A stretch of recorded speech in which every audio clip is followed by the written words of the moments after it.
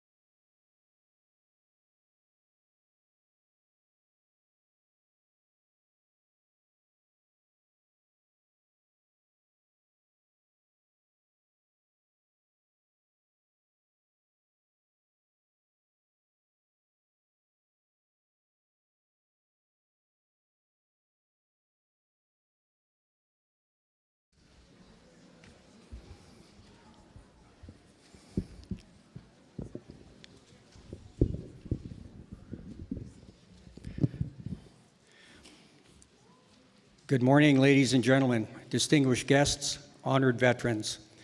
I want to express my appreciation to all of you for being here on this important occasion. I am Jack Van Ryn, honored to serve as your mayor. As we observe this solemn Remembrance Day, our reflections extend beyond honoring the courageous Canadian soldiers who sacrificed their lives in diverse conflicts. It is also an opportunity to celebrate the enduring spirit of our nation, and I am pleased that we can come together to remember this morning.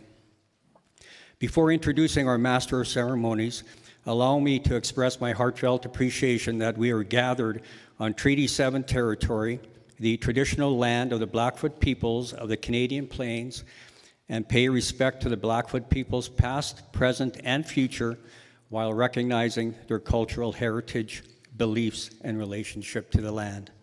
I also acknowledge we are home to the Métis Nation of Alberta, Region 3. I now invite our Master of Ceremonies, Mr. Dave Schaaf, to step up to the podium and guide us through today's ceremony. Thank you.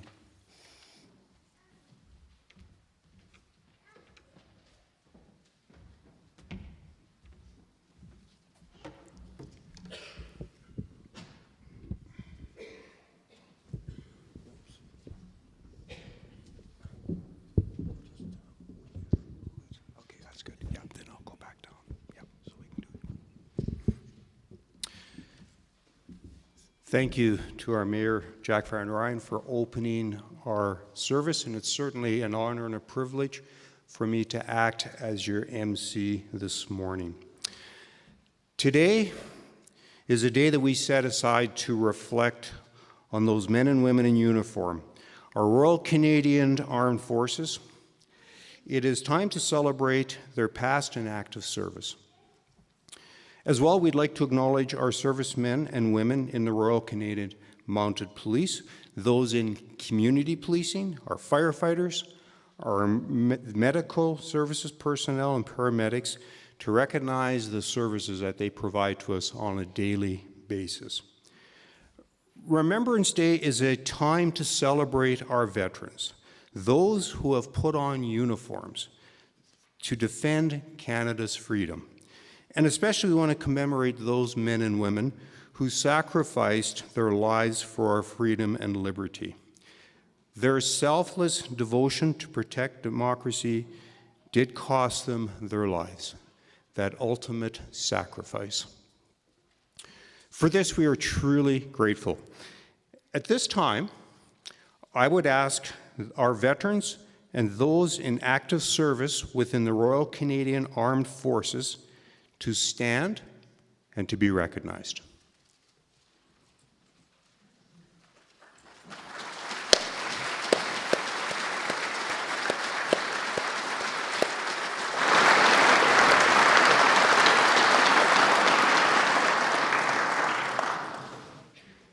Thank you. Thank you for your service. I now ask that those who are retired or in active service in either the RCMP, community policing, our firefighters, our medical personnel, and our paramedics to stand and to be recognized.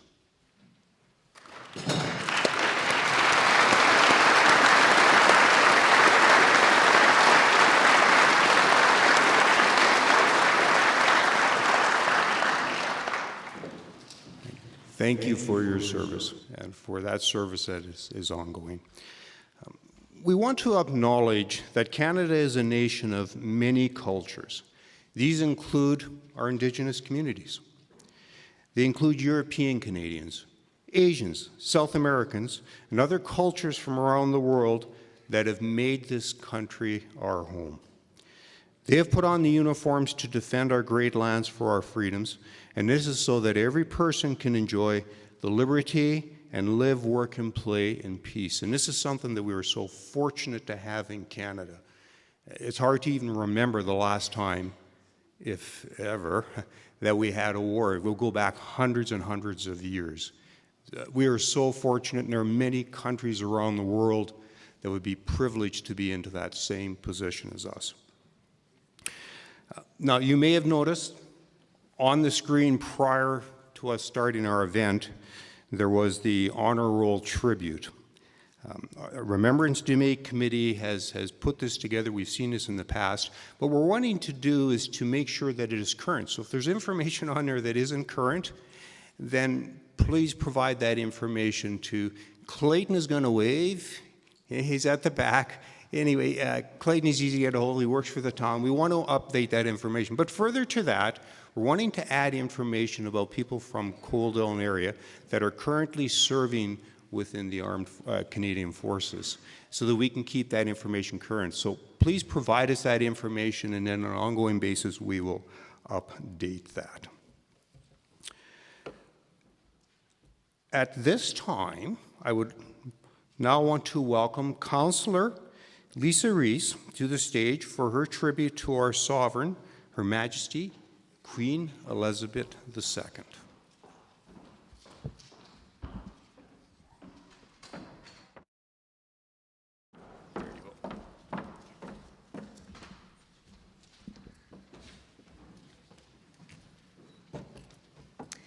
As we gather here today, it's important that we pay our respects to the late Sovereign, Her Majesty, Queen Elizabeth II. Her unwavering dedication and commitment to over 70 years of public service to the Commonwealth, Canada, and around the world is of immense significance and admiration. Her memory will endure eternally. Queen Elizabeth held the deepest faith in God, which kept her steadfast and highly respected amongst world leaders. Her dedication to global peace and democracy remained on the forefront of all her endeavors. Her military involvement dates back to her youth, well before she ascended the throne. In 1942, King George VI makes Elizabeth an honorary colonel in the Grenadier Guards, a regiment of the British Army. This marked the beginning of her reign, and during her teenage years amid World War II, she made radio broadcasts to boost morale to the British public. Shortly thereafter, turning 18, she joined the women's branch of the British Army, where she was trained to become an auto mechanic. In a speech marking her 21st birthday, Queen Elizabeth announced, "I declare before you that my whole life, whether it be long or short, shall be devoted to your service and the service of our great imperial family to which we all belong." The Royal Canadian Armed Forces, the Royal Canadian Mounted Police, and the Royal Canadian Mint are just a few examples of Queen Elizabeth's dedication and devotion to Canada. Visiting our nation more than any other country worldwide, each of these 27 visits held profound significance. Many of her appointments during these visits included inspecting the troops. Her Majesty held the utmost admiration and respect for the strength and admiration and discipline of our Royal Canadian Armed Forces. As we gather here today on this Remembrance Day, to honor the fallen and express our gratitude to our current servicemen and women, our appreciation for their courage, service, and commitment is a small token we give today. We will always stand behind them, past, present, and future. Coming up in this short video, you will witness one of Queen Elizabeth's most revered and cherished honors, the inspection of the Canadian troops and the RCMP. It was her devout honor to visit with our nation's veterans, lest we forget.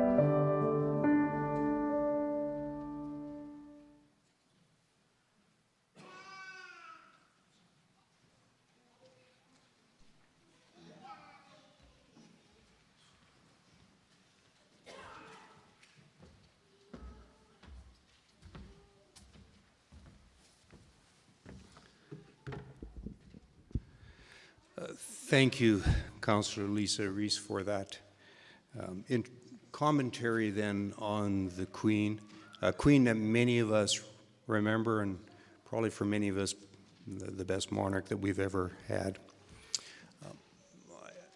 You know, as we gather today, and it's really in remembrance, and it's to honor those that have sacrificed from the past with their life and certainly with coming back with the horrors of war. And we remember so that this will not continue on into the future. And unfortunately, it does. As we've witnessed over the last year and a half, I suppose that it's been, the ongoing warfare that's happening, what we're seeing happening within the Ukraine, what we're seeing just over the last month of what's happening in the Middle East. And sometimes you begin to wonder, have we not learned from our past? Hopefully we have, and we continue to gather on an annual basis. And even beyond that, to keep in our minds the sacrifices that were made and that we do learn from the past. And it's very unfortunate what is happening around the world, and it is an acknowledgement that we still have to be vigilant as to how we settle our differences.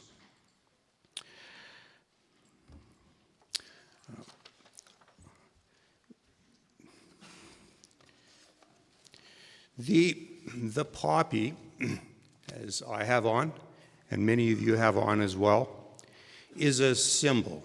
It's a reminder of those that have contributed.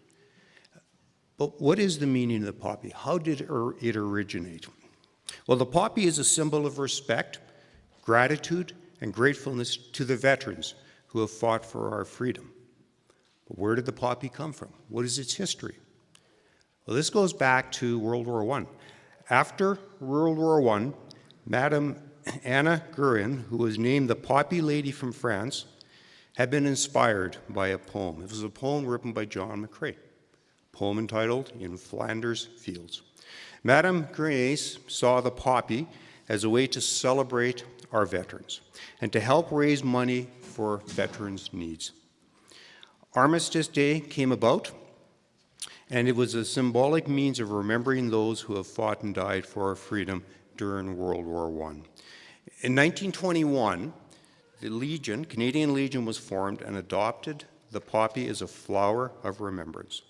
And over the past 100 years, this poppy has become the true symbol of our gratitude. It is the true meaning of then that we shall remember. And that and then is why we wear the poppy, to recognize that. And we recognize that on an annual basis with Remembrance Day. What is the history behind Remembrance Day? On November 11th, 1918, at the end of World War I, the armistice was signed. The Great War, the war to end all wars. In 1919, on November 6th, Armistice Day was established in remembrance of that. Following that, and this is in Canada, there were celebrations, but what they did is they actually combined Armistice Day and Thanksgiving Day as a time to celebrate that. But eventually, they then decided, no, it is appropriate that November 11th needs to be recognized as a day solely for remembrance of those veterans. Then in 1931, the title or the name then was changed to Remembrance Day. And we have then, since that date on November 11th, have celebrated Remembrance Day. Why do we celebrate Remembrance Day? Well, the goal is to encourage true appreciation for freedom and democracy, to create an understanding of those that sacrificed in the past. Because as the years go by, I've never witnessed a war. I've never been in a war. I can hardly remember if I ever talked to someone who's been in a war. I suppose casually I have, but it becomes into that distant future past, and we tend to forget about it. This is a time that we remember again. Those wars cost lives. They created peril. World War II and World War I were two big wars that we often hear about in Canada, and we played a significant role in bringing peace and stability. But it has continued on, and for Canada, it's been mostly in the form of, we did participate in Korea, but mostly in the form of peacekeeping missions.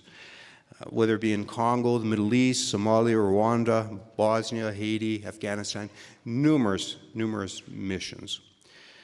And it is a time that we then will, Remembrance Day, get together to recognize our veterans, recognize those who have contributed, and to acknowledge those from within our Coaldale and area. So we need to do more than just Remembrance Day. When you see a veteran or somebody that's currently and actively serving to make sure that we have peace and our freedoms, stop and talk to them. Ask them about what they do. Acknowledge, thank them. There seems to be too much apprehension and anger, but we need to be appreciative of what we have. We need to be appreciative of what those people that are serving have offered us. Take the time. So not only on Remembrance Day.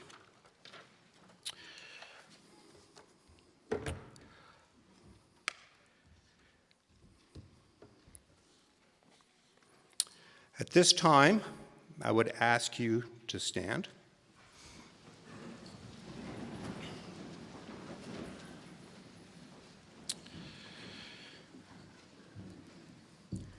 We will now have the placement of the colors. Following that, please remain standing for the singing of our national anthem. The national anthem will be sung by Sophia Michaela, and her accompaniment on piano is Jean-Paul Schoenjak.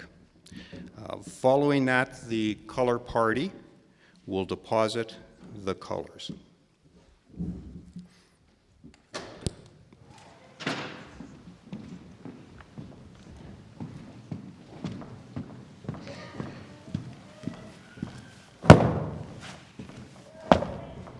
Color party, attention, come. Carry, colors.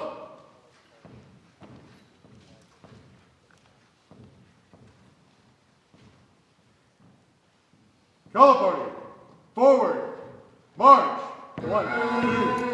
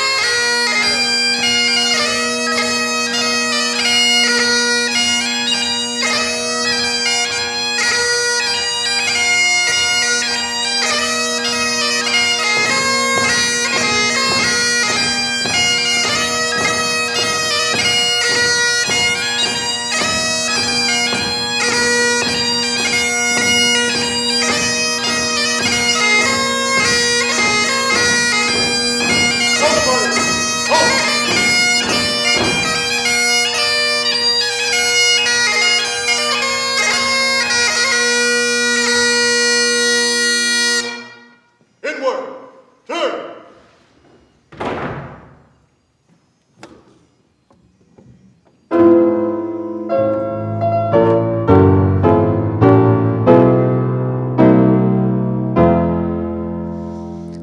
Oh, Canada, our home and native land, true patriot love in all of us command.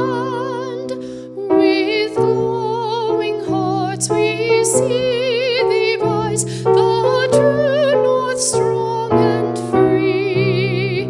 From far and wide, O Canada, we stand on guard for thee. God keep our land glorious and free. O Canada, we stand on guard for thee. O Canada, we stand on guard for thee.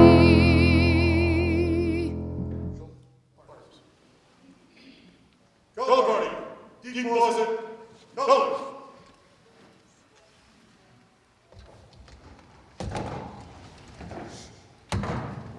Attention, shut. Upward, turn. Forward, march.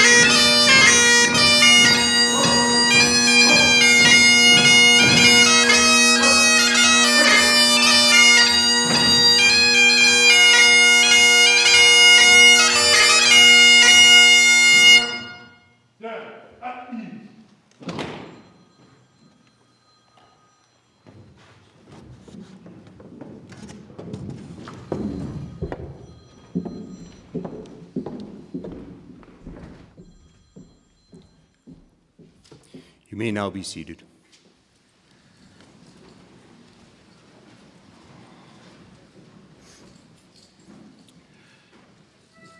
At this time, I invite Reverend Jan Igan to the stage to recite the Act of Remembrance.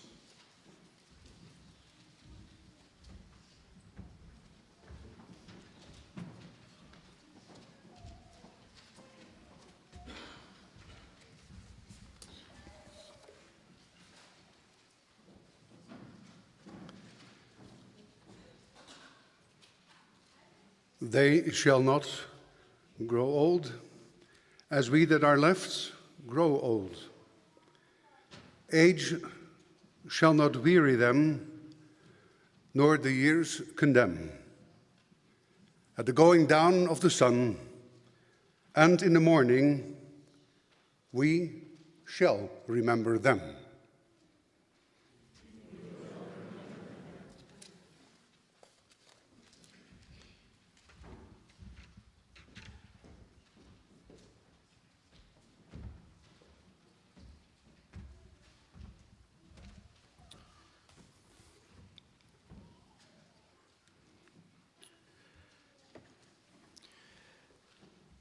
Thank you, Reverend Jan. As those last words were echoed, we shall remember them.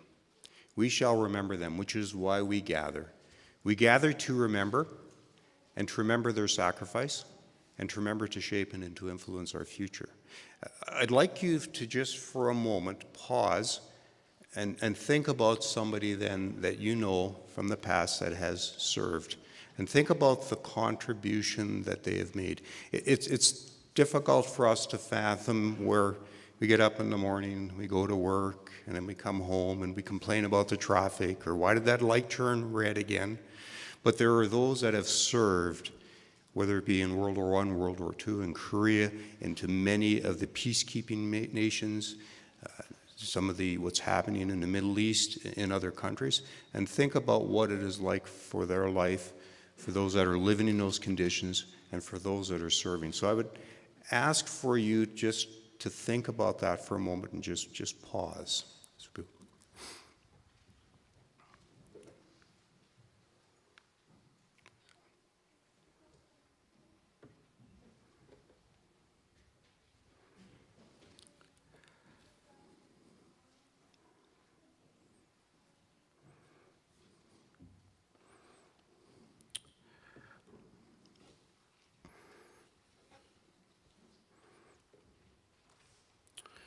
Okay, thank you for your thoughts.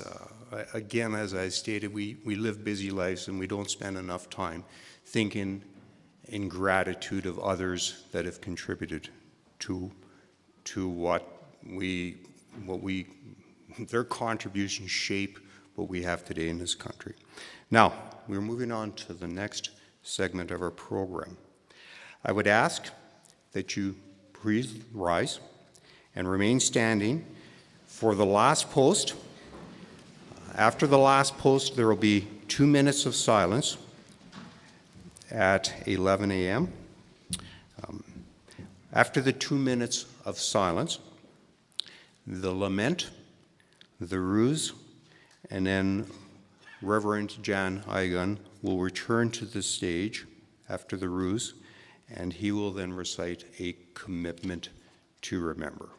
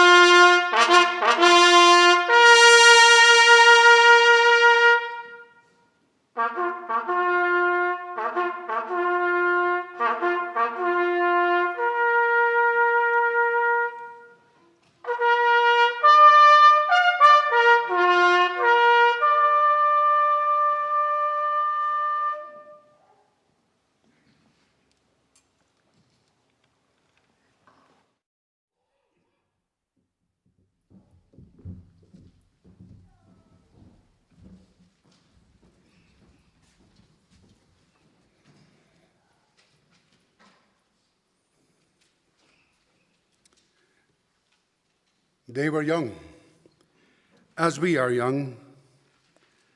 They served, giving freely of themselves. To them we pledge, amid the winds of time, to carry their torch and never forget. We will remember them.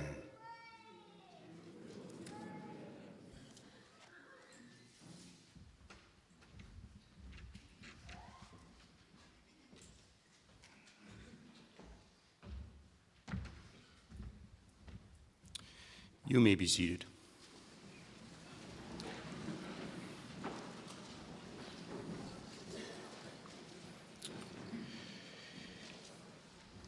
Each year, the Royal Canadian Legion sponsors youth programs.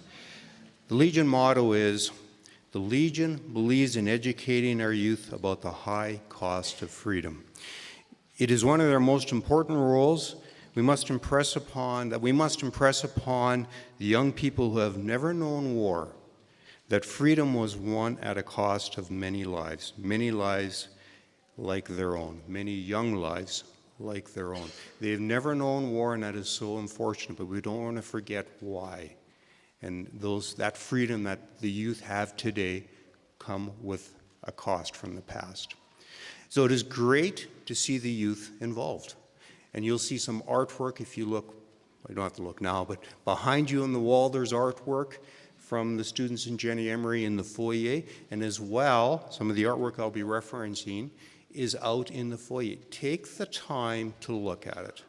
It's great that the youth are participating and be involved. This is how we keep the idea of remembering alive.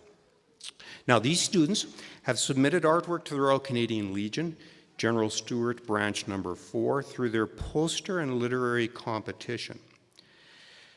Tessa Van Raalte from the Coaldale Christian School was recognized at the junior level poster, and it is featured on the front cover of our program. At the intermediate level, Luke Larman from Coaldale Christians, his poster is featured on the back of today's program. And Abigail Vandermolen, again from Coaldale Christian at the intermediate level poster. Her poster is inside today's program, below God Save the King. And Elisa Larman from Coaldale Christian at the juniors level, her poster is featured inside of today's program above the Act of Remembrance. And as I said, they're out in the foyer. Just take a moment and look. We also had a literary work that was submitted. This literary work is entitled One Way Out, and it's by Jeremy Kirkness from R.I. Baker Middle School. It was submitted to our committee, and we're pleased to have Jersey Kirkness. We're pleased to have Jersey here to recite his short story entitled One Way Out.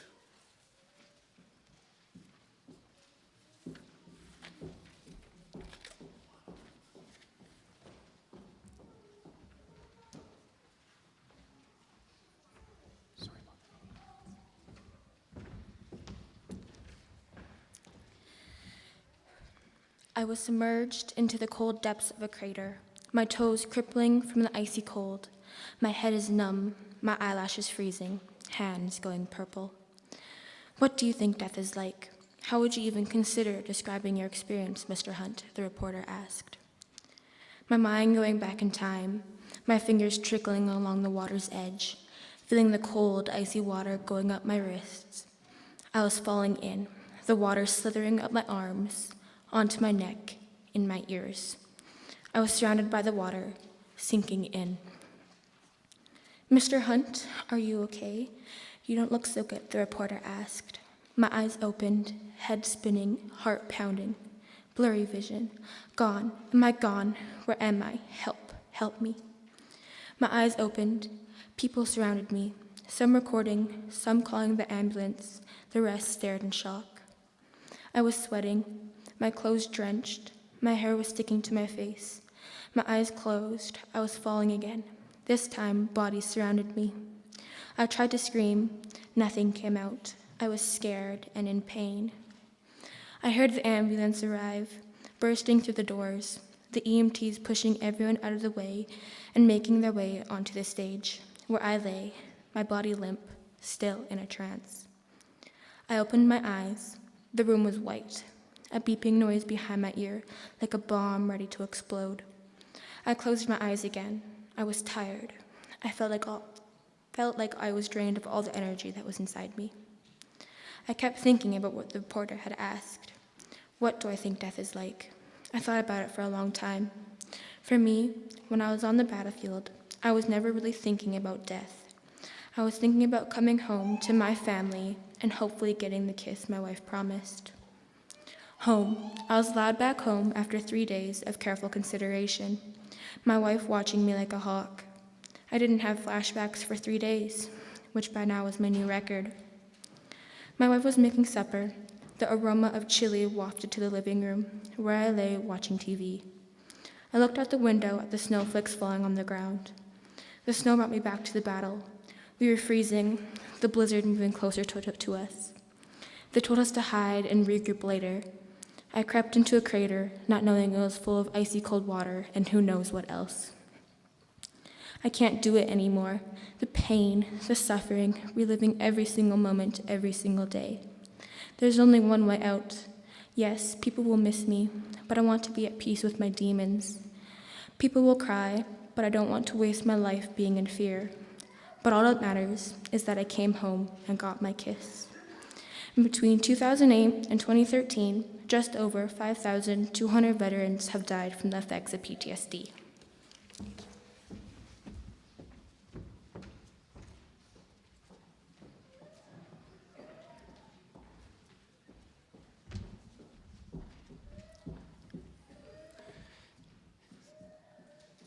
Thank you, Jersey. Powerful words, powerful words. It's almost hard to imagine what it would be like to be in the shoes of someone on a battlefield and then the long-term consequences. So thank you, Jersey, and thank you to all the youth that have participated. And certainly, as the Royal Canadian Legion has said, it is important for our youth to remain active, and we applaud the work that they do in keeping the youth engaged. How we build a better future is through the youth, because they become the future. They become those who make decisions. They become the politicians. That is such an important part, and it's an important role even for us to educate those youth around us, whether it be our children, relatives, or neighbors. Next, we have a guest speaker, and at this time, I would welcome Councillor Bill Chapman to the lectern for the introductions.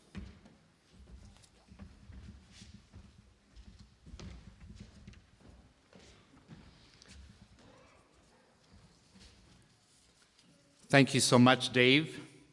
Before I introduce our guests, I want to reflect for a moment on my talk last year, where we began to speak and talk about the conflict in the Ukraine.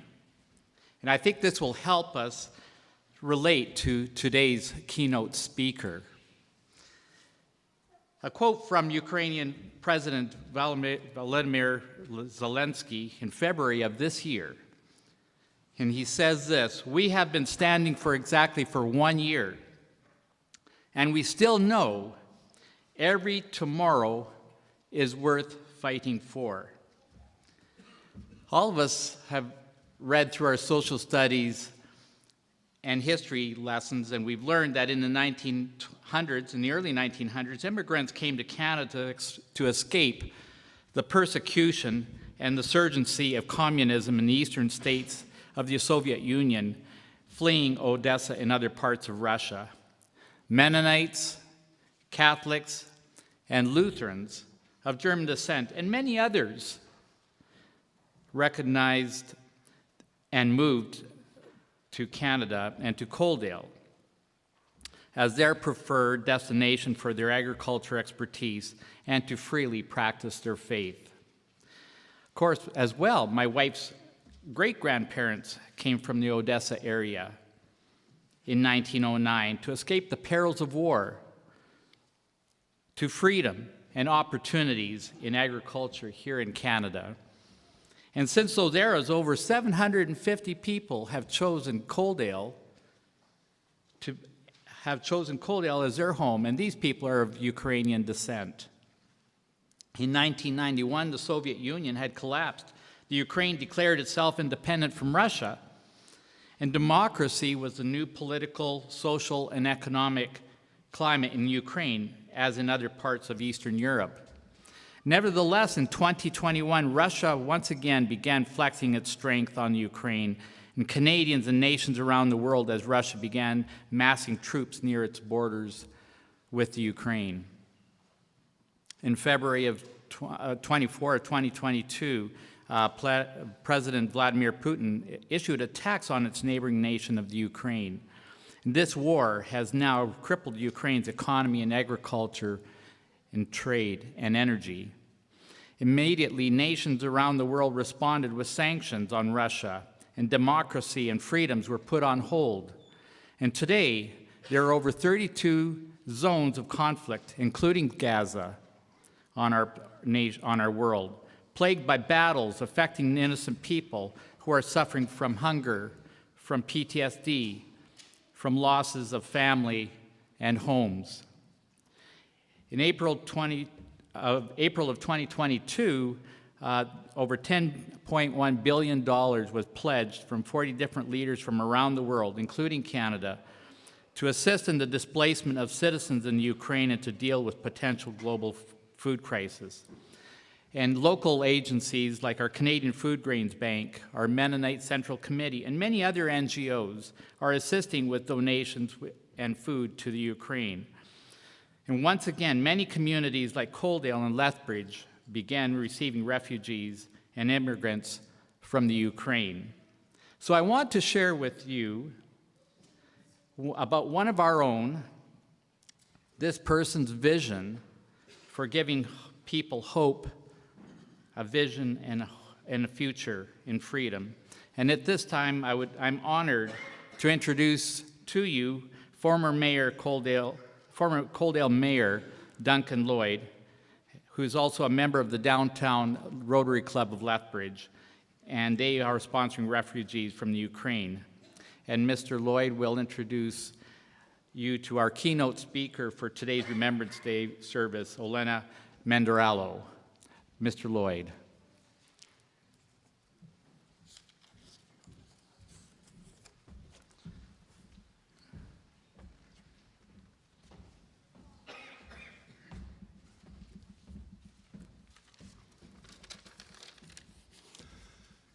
Good morning, everyone.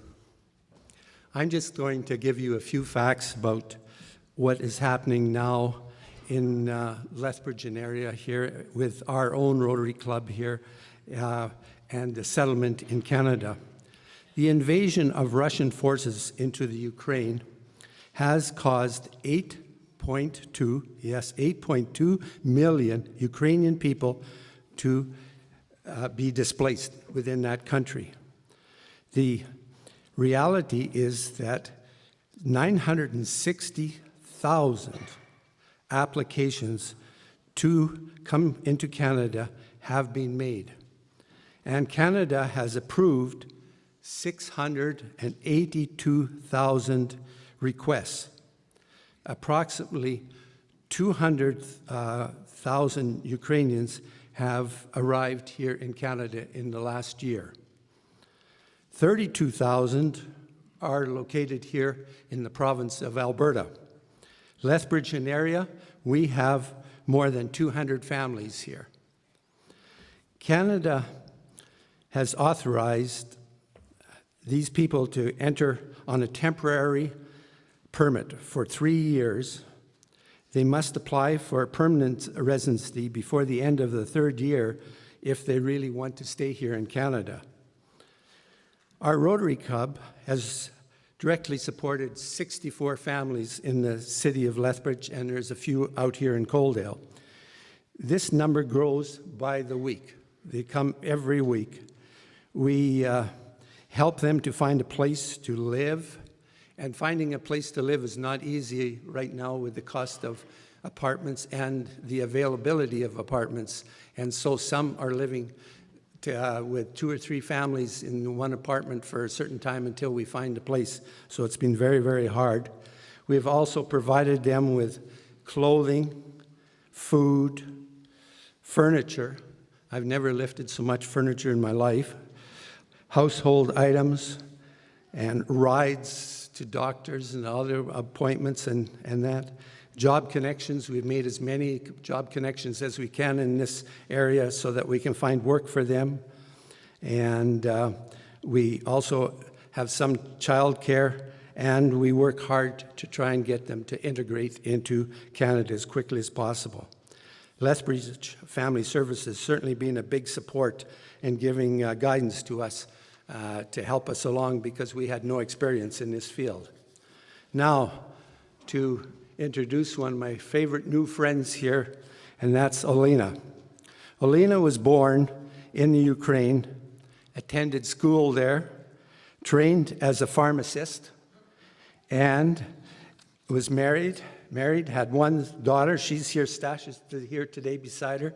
She's 12 years old and was living a very normal life there until Russia decided to invade their country. She's going to come up now and try and tell her story as best she can, she says. That's the word she used to me because she said she's only had 1 year of English. Well, if I could speak Ukrainian as well as she speaks English after 1 year, it would be a miracle. And so I wish Olena to come up, please.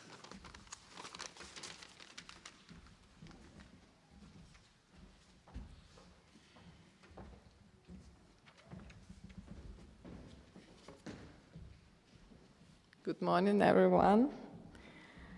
It's a great honor for me to speak at such significant event. Thank you for inviting me. And I know we gather here today to honor and express our deepest gratitude to the brave men and women who have served and continue to serve this great nation. On this Veteran Day in Canada, we reflect upon the sacrifices made by our veterans, their unwavering commitment to duty, and their indomitable spirit.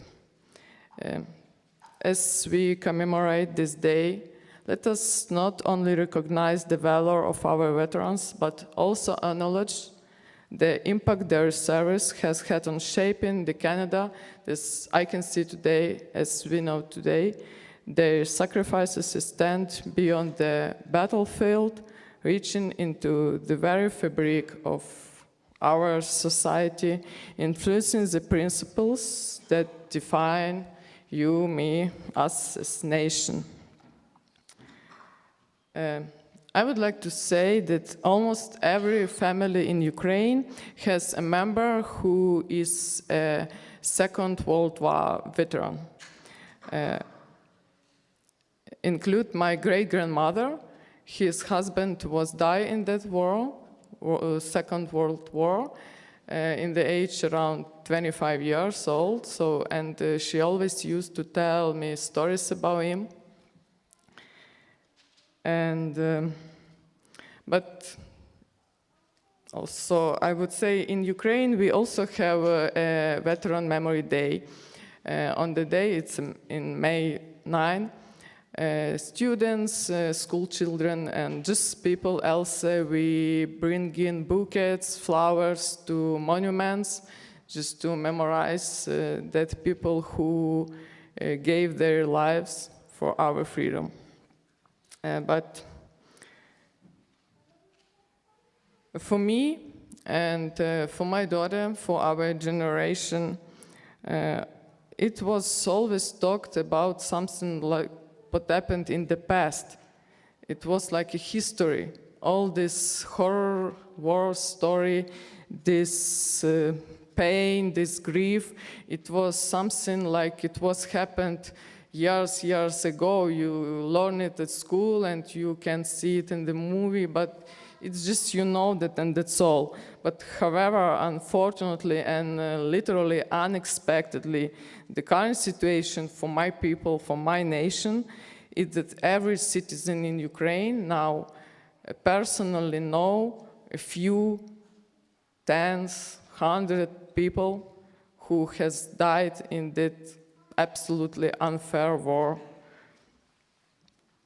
And it's a little bit more tough for me than I expected, sorry. So in my reality, in our reality, we are talking about our veterans not in the past tense, but in the present. And I would say it's very frightening and frustrating. I want to let you know that my brother currently is also at front. He's a soldier, and I believe with all my heart that I can, everything will be good with him, and I can see him. We will meet each other again. So yeah, as you know, we Ukrainians came here to Canada because of war in our country. And if you don't mind, I just can to share my personal story with you. How was it happened, how I came here. I exactly know that every Ukrainian remember that morning when the war was started. All details about that morning we remember, because just Russia attacked our lands just in the night, in the middle of night. A lot of cities was attacked by bombs and missiles, and not only military objects were destroyed, also just civil houses. They just don't care. So children didn't go to school that morning, and panic started. People was trying to stock up essential stuff, like on pharmacy and grocery stores. Everywhere was a lot of people. Everybody was trying to get something that will be needed in the future. And as you know, I'm pharmacist. So in pharmacy, we had the line like a huge snake on the road, and everybody was trying, to get meds, like for heart or diabetics especially. And also, we had volunteers. They tried to gather everything for front, because it's not enough, it's not very quick. And the government cannot reach it to every place in the front, you know. So yeah. And in that morning, when everything was start, I just take on my clothes, my shoes, and until that day, and since that day, and until I leave the country, I never take off my clothes and my shoes.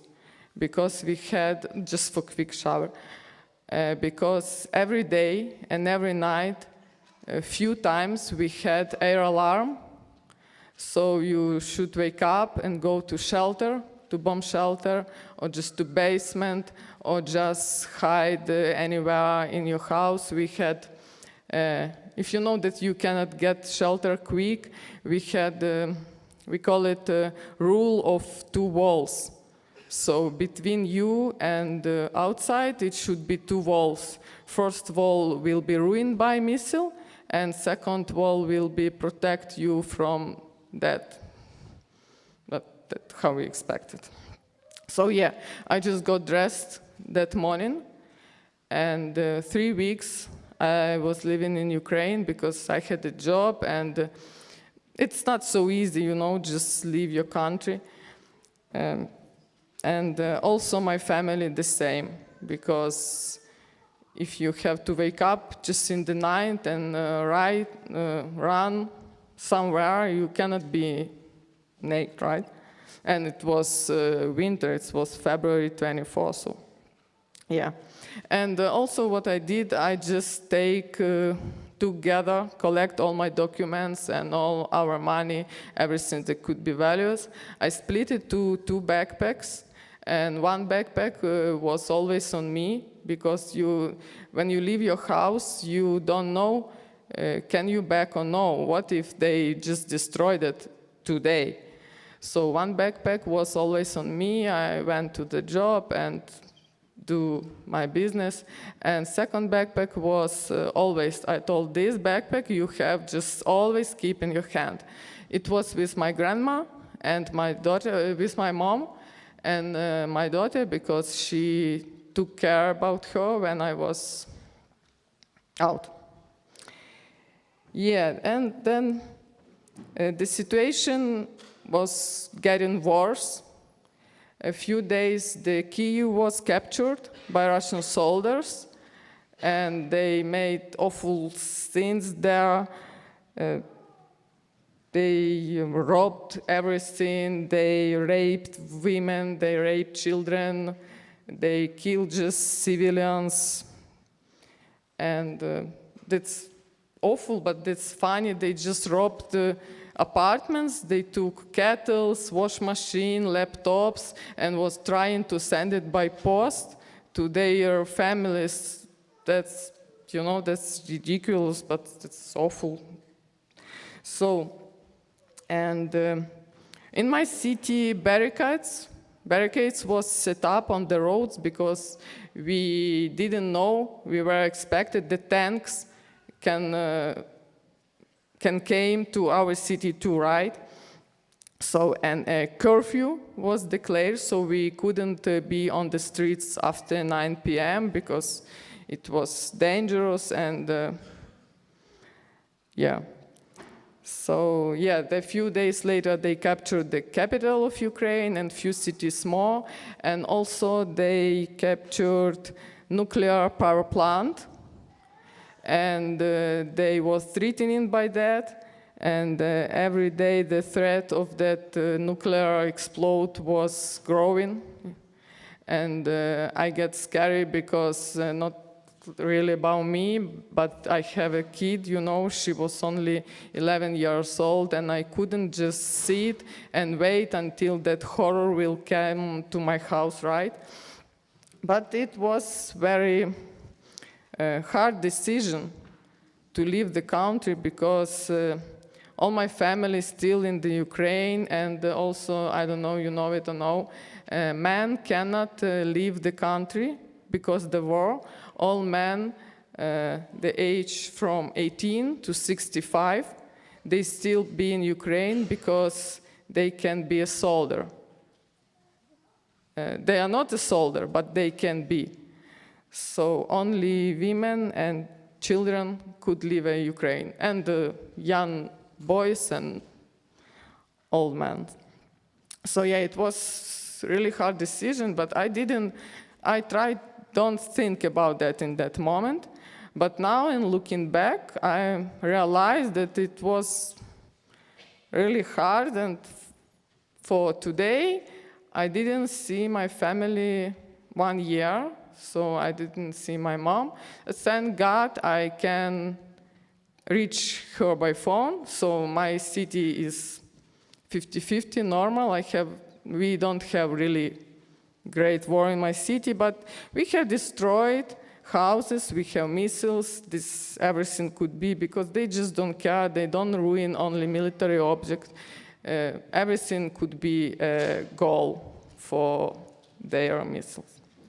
Yeah, so 3 weeks I had lived in war, and we were waiting, I would say nobody didn't know what will be, but everybody knew what can be.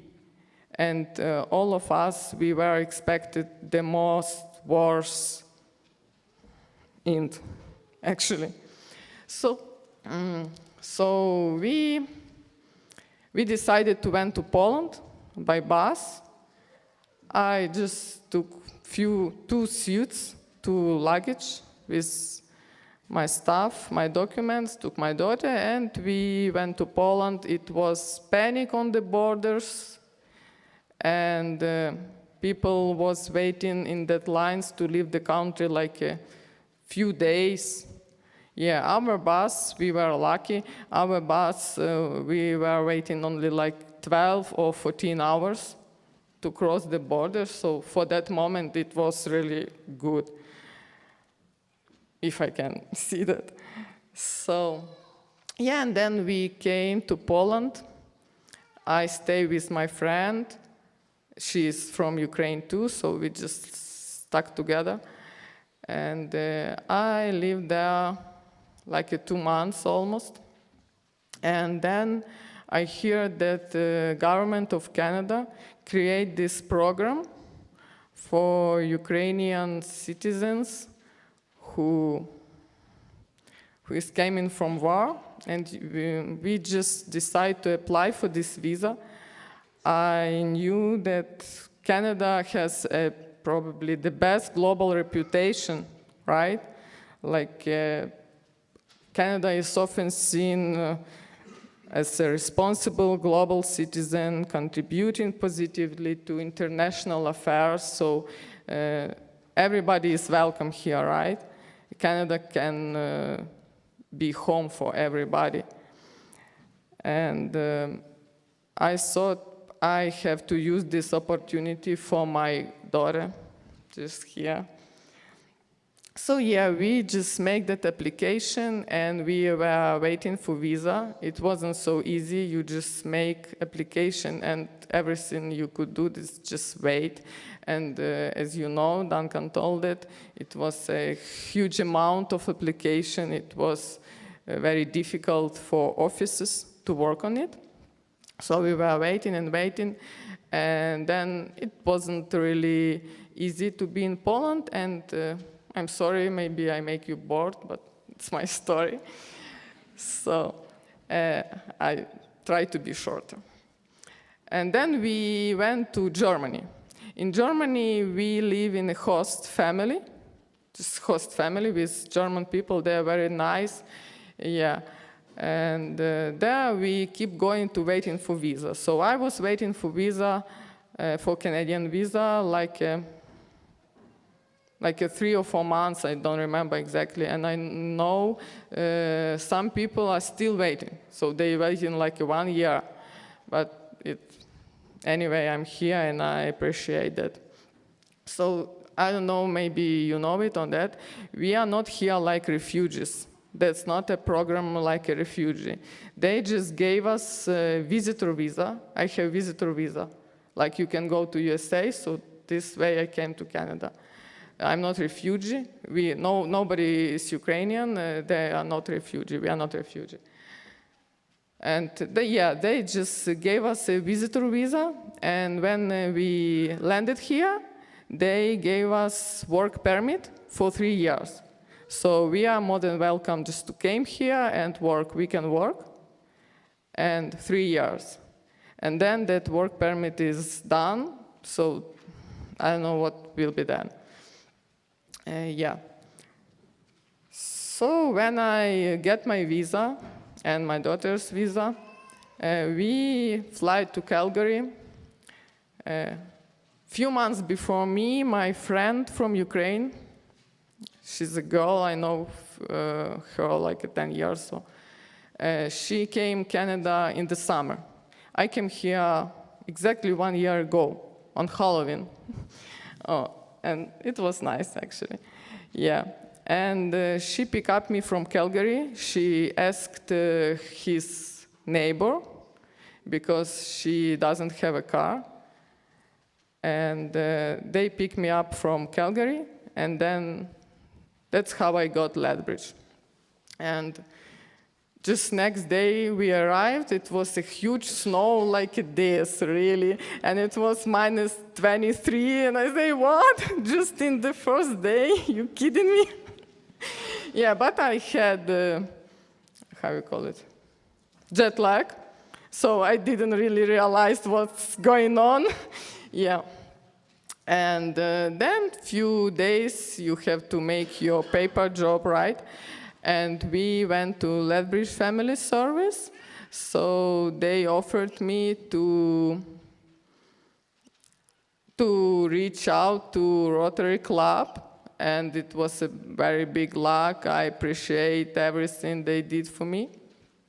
So yeah, that way I met Duncan and Doreen Lloyd. And I never heard about Rotary Club, but when I start to read about it, I realized that very great guys, they do job all over the world. So yeah, and it was, I really appreciated that I can get that help because we really needed that. I didn't came with a lot of money because some people are rich, they came with money here, they can buy a car, I don't have a car. And my friend didn't have a car, so I really remember that perfect winter last year. We were going to superstore 30 minutes by walking through that snow. And I told to my, when I was young, I did like to read books about Antarctica, you know, about Arctica and Antarctica and how that people was created, everything there. So I was felt like I'm opener of, you know, new land. So yeah, because I was walking through that snow and came home, I was like totally Yeti, my eyebrows and lashes, everything was, yeah, it's funny. Yeah. So it wasn't really easy to settle up because I had a long flight and all this period before Canada, and I thought it was difficult. But to be honest with you, no, it wasn't so difficult. How my first time in Canada, it was complicated to settle up. And I don't know how it will be complicated if I didn't get that help from people who helped me a lot. And I really do appreciate it. I wanna say thank you to Canada government for this opportunity, for all of you, for Rotary Club, for all people. I was really surprised. There are a lot of people who didn't even know me, you know. They donated a lot of stuff through Rotary Club just for me, you know. They don't know me, they just hear it's some girl with her daughter, yeah. And they provide a lot of furniture. Actually, I rented my first place, it was totally empty, and they provide all furniture that I need. It, you know, it touched my heart so deep. And still they keep going to look after me, and I want to say thank you for all the people. And I know one man from Coaldale, he paid my rent for 1 month. It was a big support, I appreciate it. I don't know his name, but he's a great guy. So yeah, and still Hutterites, yeah. Hutterites, they help me with food through Rotary. So yeah, I really appreciate that. And I'm struggling to settle. I visited college, like English second language program, and I done it. So yeah, what did I do more? Now I'm working part-time in pharmacy because I'm pharmacist, but my diploma, they don't want it here. So I can work only like a pharmacy assistant, but I love my job. And probably, I believe that I get some experience. Maybe I can, you know, confirm. Maybe I can submit, confirm, so make my diploma good. So yeah, then my dream is actually my daughter can have that all you guys have, you know, to be freedom, to be happy, to have the house, to be happy, just to be happy, to have all that she wants, that all she needs. So thank you all, thank our veterans for everything that we are here, for everything that I can have, that I can feel. Yeah, and I want to say your support, it means world for me.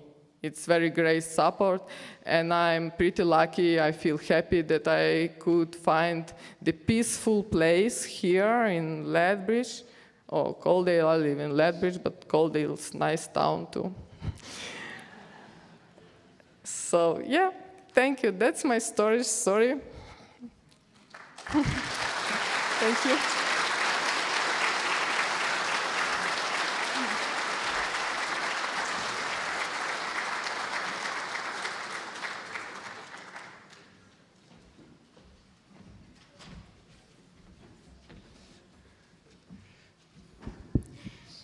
Thank you, Elena.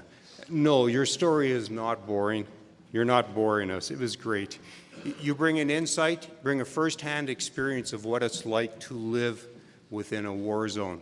I found your comment quite interesting about the Second World War. It was in the past, seemed like a long time ago, and today it would never happen again. Well, we feel the same way here too, and I guess that's a bit of a reckoning that it can happen again, and this is what happens. There was a time when the battles were fought on battlefields. Go back 200, 300, 400 years ago. Somehow or other, we've moved that battlefield into the cities and the towns, and the targets have become the people. It's very sad that this is happening. It's happening in your country of Ukraine. It's happening in the Middle East. And I don't know, somehow we have to figure out a way to move forward, but you bring a very interesting perspective. Thank you for that.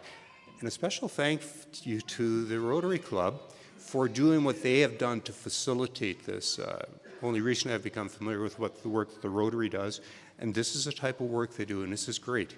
They've helped open the doors to Canada, and we agree, Canada is the best country in the world. It was nice to hear that you bring that perspective from the outside. Sometimes we grumble and complain about this and that, and we don't like this and that, but it's all in perspective. We're still so much better than so many other countries in the world. Great job. Welcome to Canada. Enjoy your time here. We now have greetings from the Government of Canada and the Government of Alberta. These will be video greetings. Our Member of Parliament, Rachel Thomas, will share her video message, and in following that, our Member of the Legislative Assembly, Grant Hunter, will share his video message.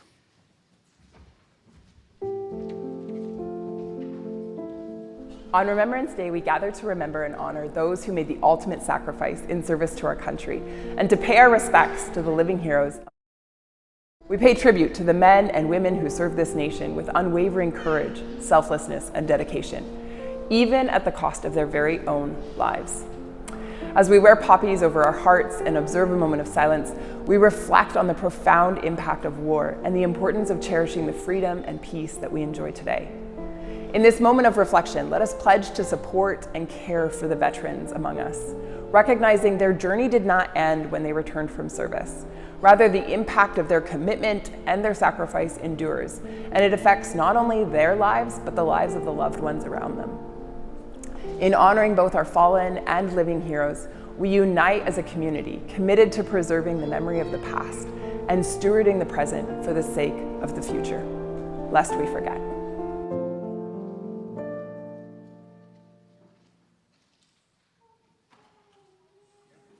I'm sorry I wasn't able to be in attendance this year at the Remembrance Day ceremony in Coaldale. I would like to thank all those who have helped organize this year's ceremony. Every year we stand together on the 11th day of the 11th month to pay tribute to the 2.3 million Canadians who have served our nation in times of war, conflict, and peace. We reflect on their incredible courage and sacrifice, and we remember the more than 118,000 men and women who paid the ultimate price so that we may live free. For our over 100 years, Canadians have earned enormous respect both at home and abroad by answering the call to fight against tyranny and evil around the world. This includes the First and Second World Wars, the Korean War, Afghanistan, and many other international campaigns. It is our duty to remember these brave Canadians and to strive to live by the morals, values, and standards they set for what it means to be Albertan and a Canadian. Thank you again to all our military veterans and current military personnel. You are the reason we are here today. You are the reason we are free to live our lives in peace and freedom. And you are the reason we will always defend this great nation and the values we share for future generations, lest we forget.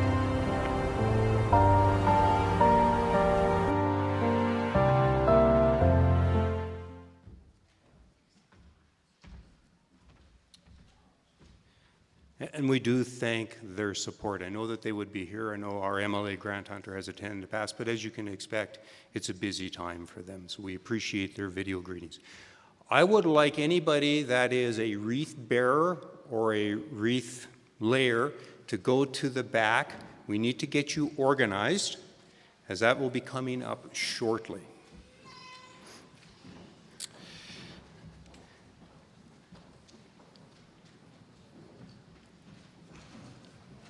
I'll give them a moment to move out.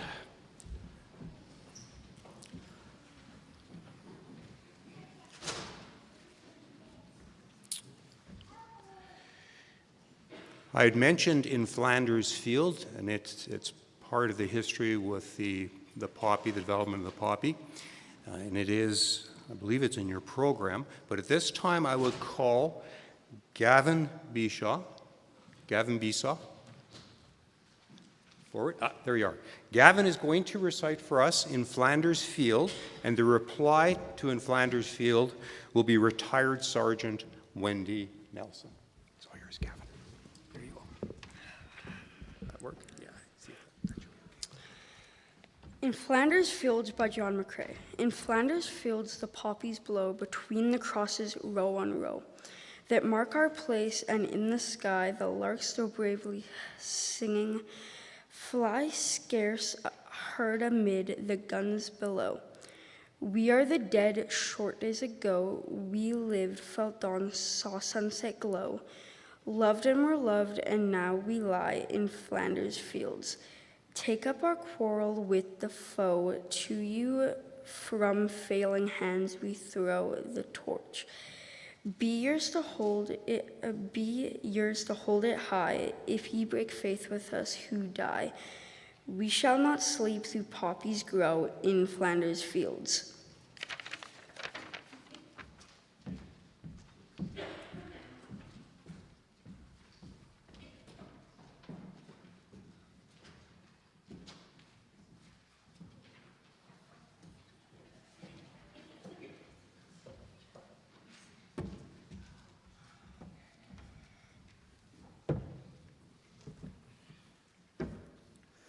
In Flanders Field, the cannon boom, with fitful flashes light the gloom, while up above, like eagles, fly the fierce destroyers of the sky.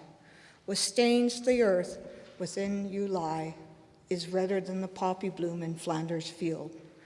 Sleep on, ye brave, the shrieking shell, the quaking trench, the startling yell. The fury of the battle hell shall wake you not, for all is well. Sleep peacefully, for all is well. Your flaming torch aloft we bear. With burning heart, an oath we swear, to keep the faith, to fight it through, to crush the foe, or sleep with you in Flanders Field.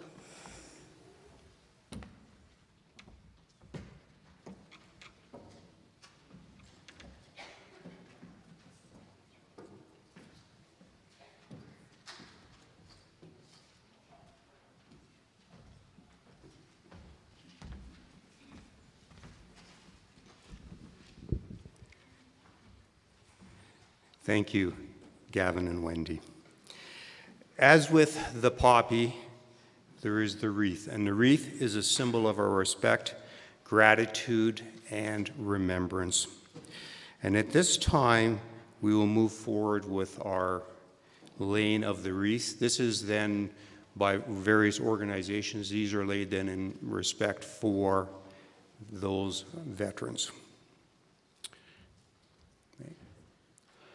On behalf of the Government of Canada, laying the wreath on behalf of Rachel Thomas is Constituency Manager Dallas Newdorf.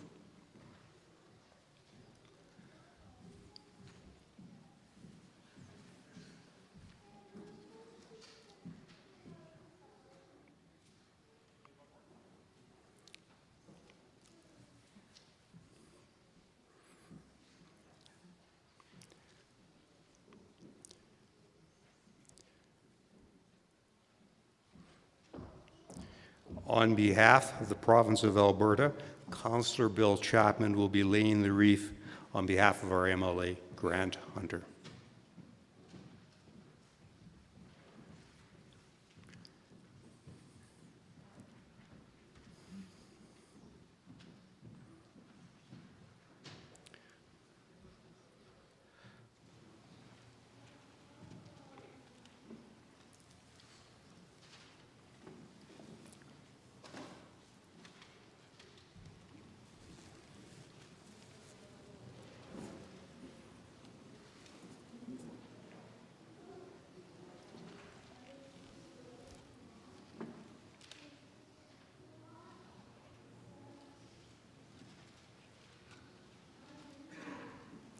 On behalf of Lethbridge County, Reeve Tory Campbell.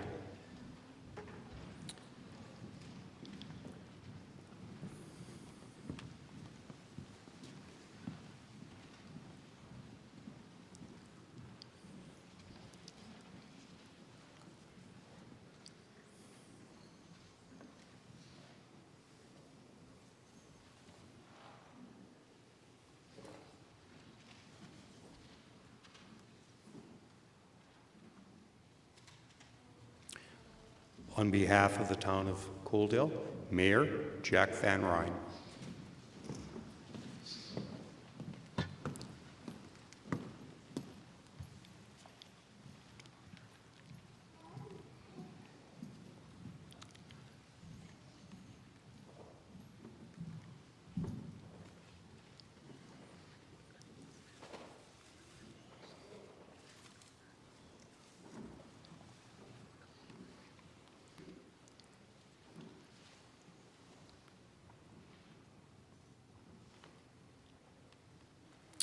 On behalf of Indigenous veterans, Roger and Charlene Prairie Chicken.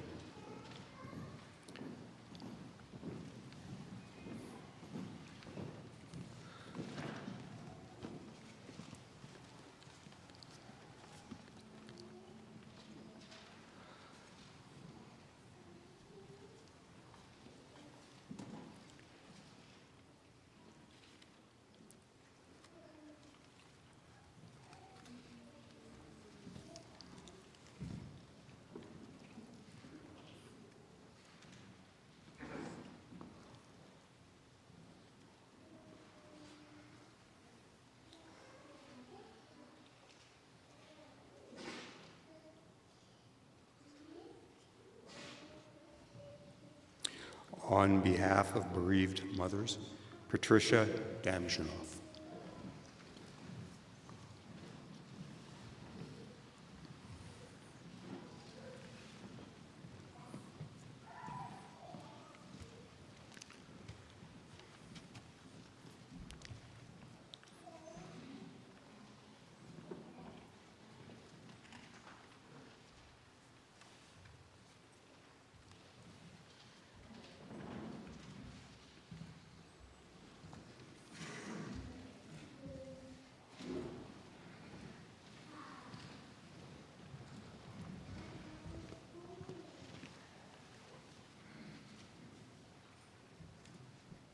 On behalf of the Canadian Armed Forces, Carl Samuels.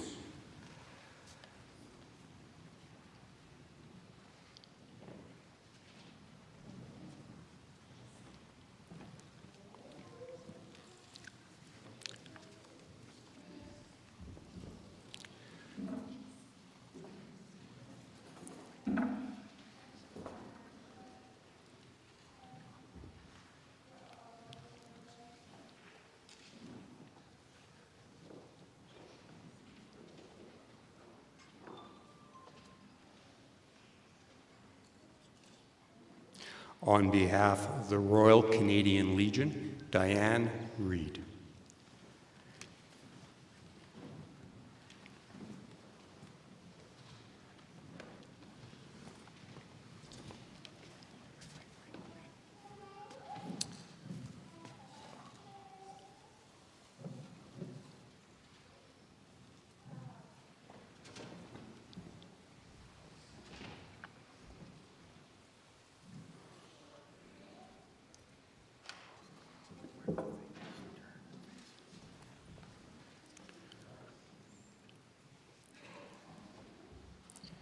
On behalf of veterans, retired Chief Warrant Officer from the Canadian Armed Forces, Brian Brown, and retired Lieutenant Colonel of the Canadian Armed Forces, Lindsay Fraser.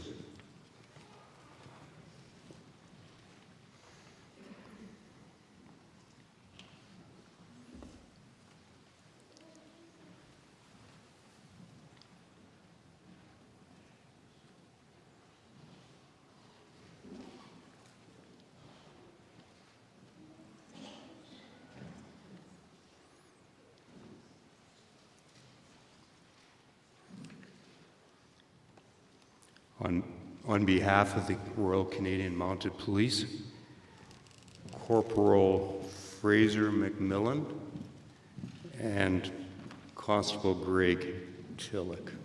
I'm not sure, it's one of you, I'm not sure which one.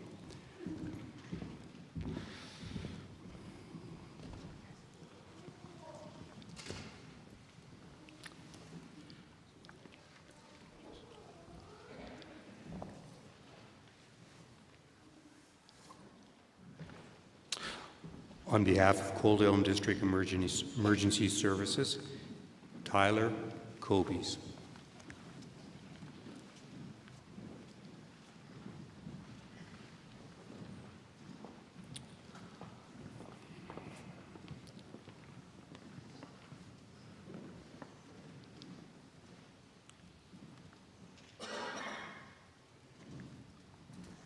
On behalf of the War Amps of Canada, Riley Prechuk.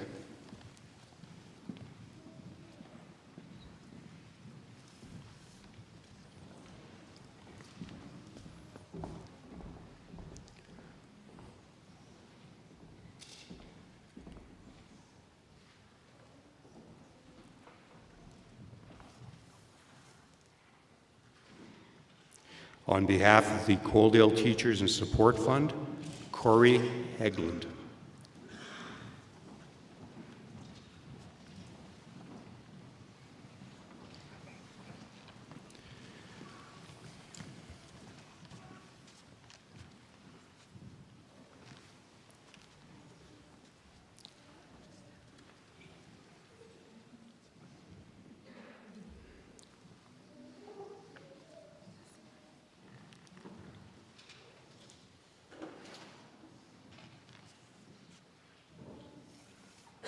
On behalf of 3rd Coaldale Scouts, Robbie Peters and fellow Scouters.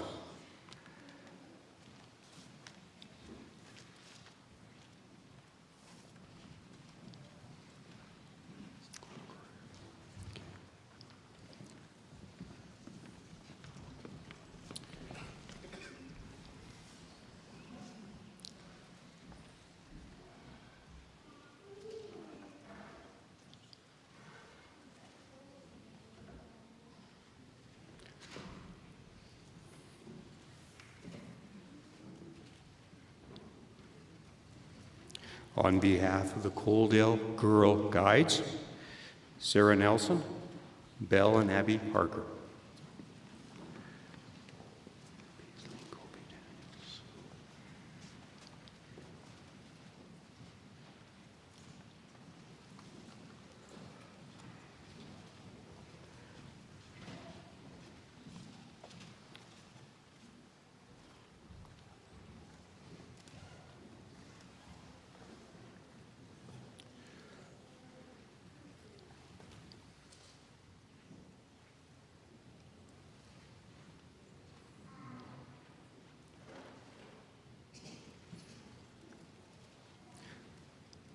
On behalf of the 4-H Beef Club, Paisley and Colby Daniels.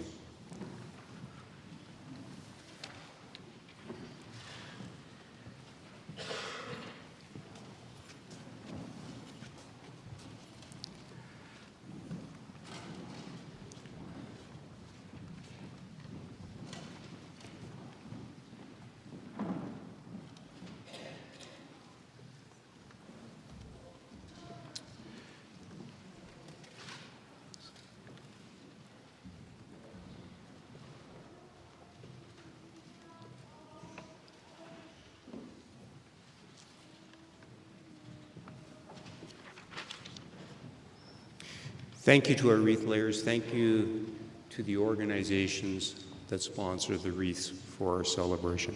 At this time, I call back Sophie and John Paul. They are going to do a rendition of a piece called A Pittance in Time.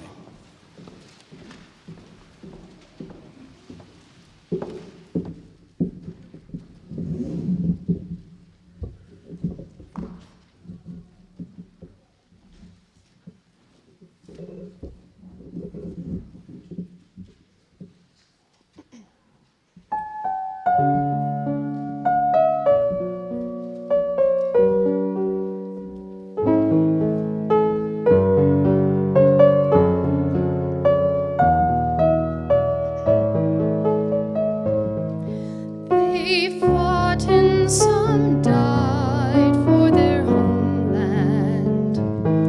They fought and some died, now it's our land. Look at his little child, there's no fear in her eyes. Could he not show respect for other dads who have died? Take 2 minutes, would you mind? It's a pittance of time for the boys and the girls who went over. In peace may they rest, may we never forget why they died.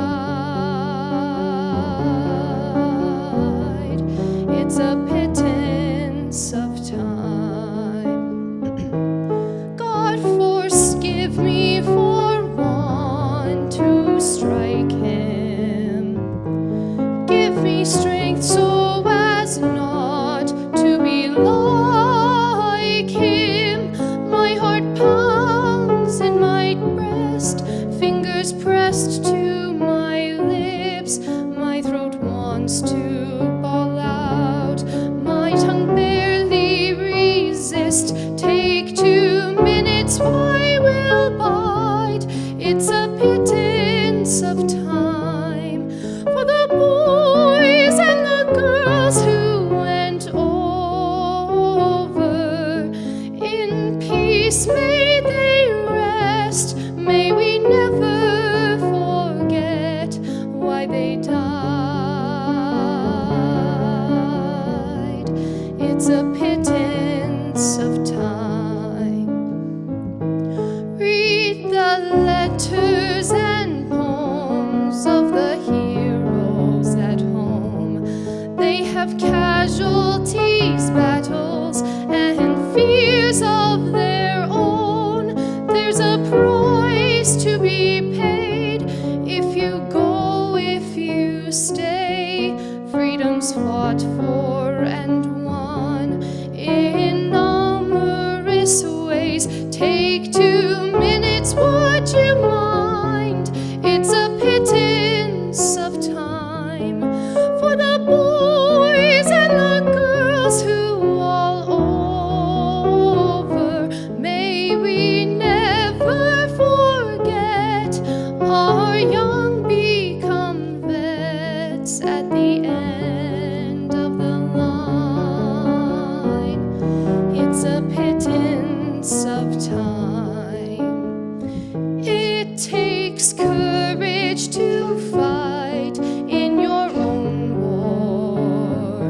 It takes courage to fight someone else's war. Our peacekeepers tell of their own living hell. They bring hope to foreign lands that hate mongers can't kill. Take 2 minutes, would you mind?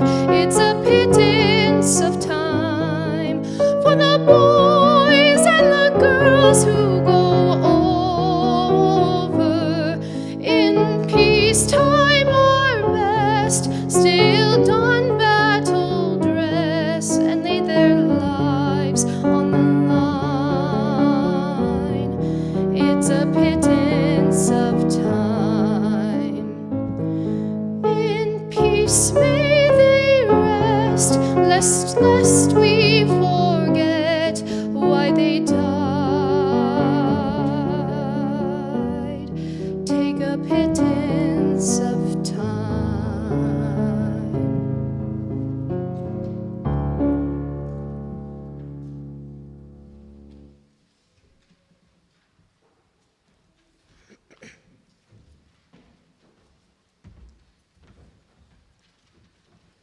I'll now call Reverend Jan Igon forward. He will bring us the benediction.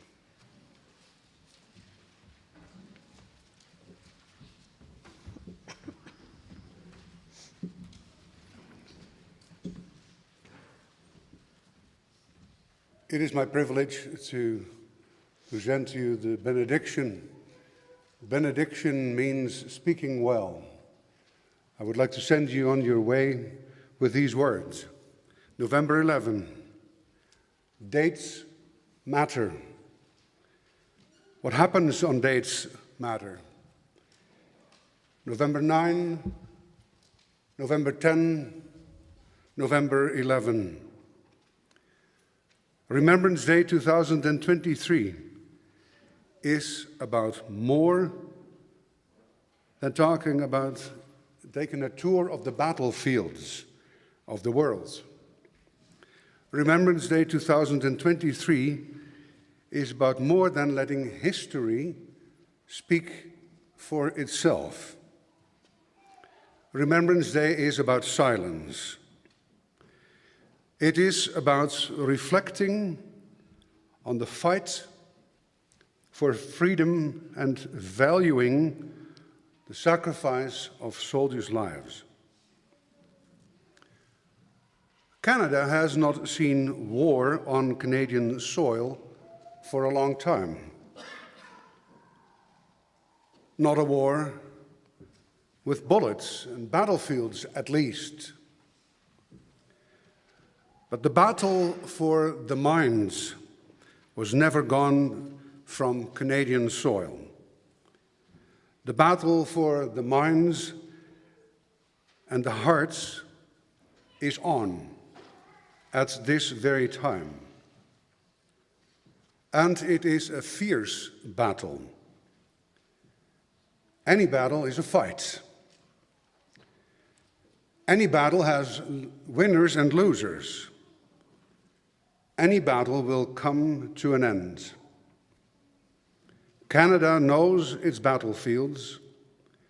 Many forces vie for the hearts of people. It is not all good. It is not something to ignore. For as was said, so it is.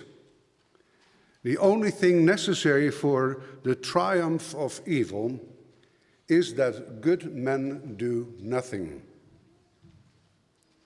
May your Remembrance Day silence be silence to reflect on how to speak about defending true freedom. Thank you.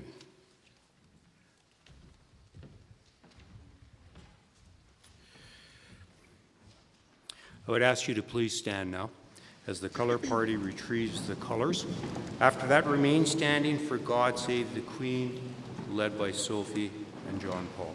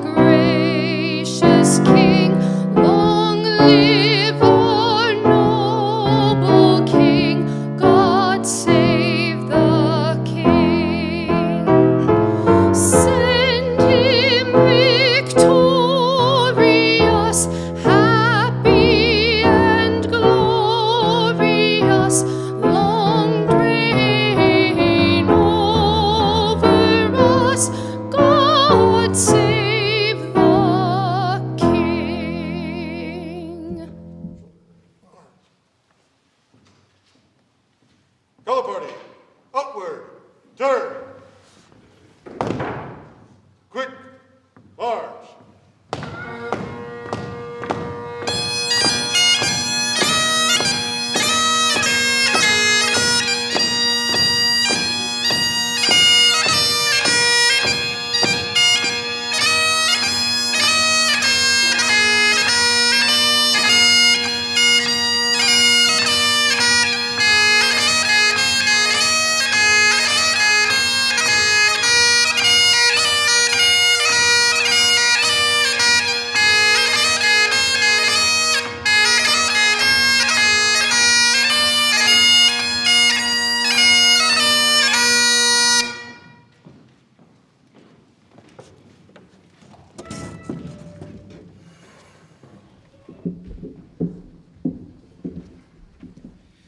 You may be seated.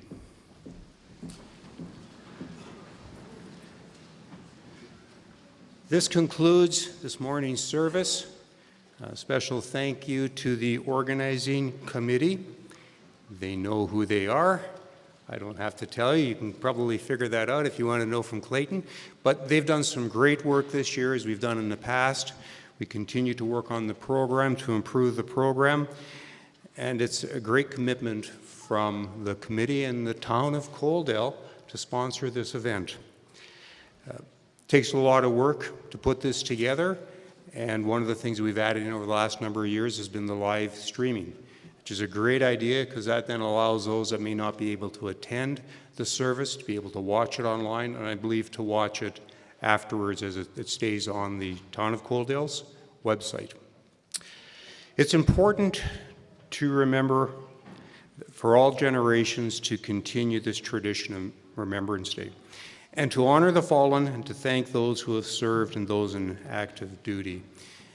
And it needs to be not only on Remembrance Day, but we need to remember beyond that, because if we forget, then it really just doesn't fully value the efforts. This concludes our service. With that being, the color party, though, is going to be marching out to the cenotaph to pay their respects. It's a nice day.